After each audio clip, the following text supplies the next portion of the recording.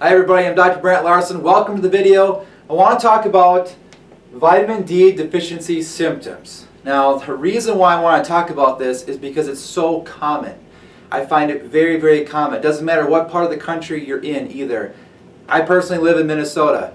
It's probably 45 degrees outside right now. It's fall and it's cloudy right now and it's going to start getting really cold. So people naturally are more indoors. So naturally you think vitamin D deficiency. But out of all the people I've run labs on, Arizona, California, it doesn't really matter, I find very, very low vitamin D levels. Now you think about it, why would someone in Phoenix, Arizona have low vitamin D levels? So up here it's cold in the winter, we don't get outside. There it's hot all the time, so people are going inside as well. So vitamin D deficiency is common across the board. So number one here, becoming sick easily. So vitamin D receptors, or vitamin D, is very, very important for the immune system. So a big portion of vitamin D goes towards the immune system. So one of your first signs is, hey, I'm getting sick all the time. I'm getting colds. I'm getting flu. The flu. People around me aren't getting sick, or maybe one or two are, but all these other people aren't getting sick, but I get sick really easily. Okay? Think vitamin D deficiency here when you're sick easily. Of course, as anything, as all the videos I talk about, those symptoms are not just that one thing, but you have to be starting to think that way. Get a blood test, get your levels checked, because I just said a large percentage of the population of the people that I have done labs on have drastically low vitamin D levels. Number two, fatigue, just being tired all the time. One symptom is, of course, thyroid disorders can be as well, but vitamin D deficiency with fatigue as well. Weakness could be like muscle weakness. You just don't feel that vigorous, youth that you think you should have, or more like robustness, right? So weakness is number three. Number four is hair loss. Hair loss can be a sign of a vitamin D deficiency. Again, thyroid here as well. Number five, non-healing wounds. So you cut yourself, you do something, and it just doesn't seem to want to heal very fast. I have a personal story on this one, real weird one. I've always worked on cars my whole life, just fixing them, here and there. And I was working on one of my cars that had an air conditioner problem. So I took off the hose, and I wasn't quite careful enough, and the coolant, whatever you call it, it shot right across my index finger. I forget if it was this finger or this one.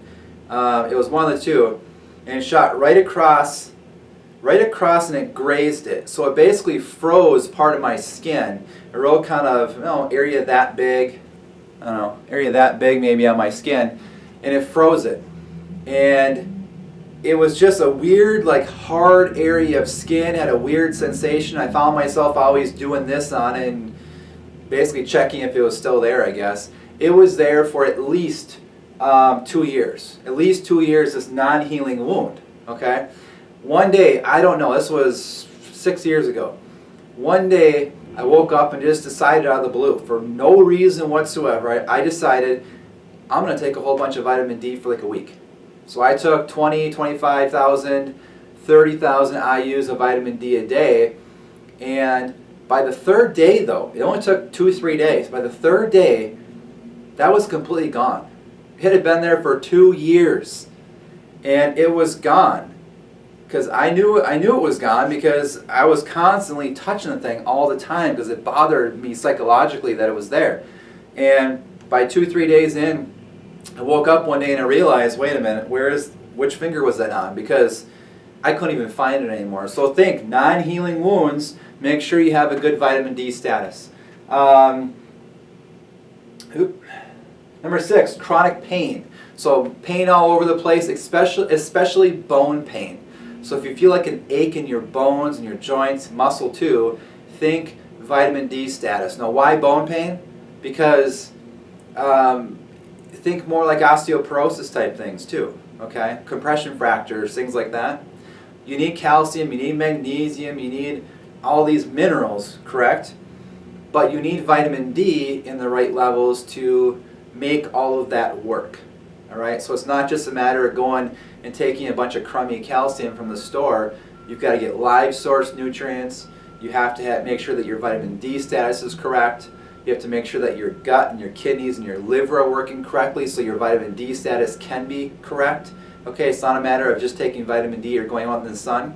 You have to make sure your liver converts it. You have to make sure that your kidneys can convert to the active form of vitamin D. So there's a lot of factors that go involved in this, like the whole human body. I mean, it's a complicated thing, right? But chronic pain, especially chronic bone pain, think, I might be deficient in vitamin D. Think calcium and magnesium as well. And maybe kidney dysfunction too. 7, easily broken bones along the same lines. Getting checked in hockey or falling off your bike mountain biking or something, right? Easily broken bones, you've got to be thinking, what's my calcium status? Is my body acidic? Do my kidneys work?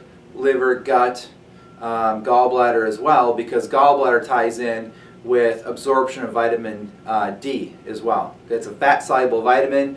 You have to have your gallbladder and your liver working correctly to absorb that fat-soluble vitamin. Of course, you have to be getting in the sun. The sun is the #1 source.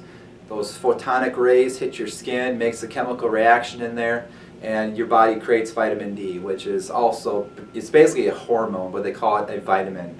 So easily broken bones, think, hey, vitamin D deficiency is really common.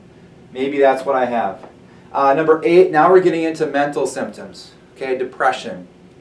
Like I said, it's 45 degrees outside right now. It's the fall time when I'm making this video. A lot of people are going to start doing this mentally up here in Minnesota. Because for one, it's grayer, it's gloomier, the days get shorter, there's not as much sun and things going on. So people kind of hibernate more. That's part of it psychologically. But part of it is vitamin D. So vitamin D has a lot to do with how the brain works. And when you're not getting out in the sun, your vitamin D status starts to go down and you start to get brain issues too. drlarsen.com is my website if you want to learn more. I've got more information there. I'm going to make another video though on vitamin D, so stay tuned for that one as well. There'll be risk factors for vitamin D deficiency or why people are getting it. Again, it's not just not being out in the sun. There's more to it than that. Stay tuned for that one, and I'll see you again.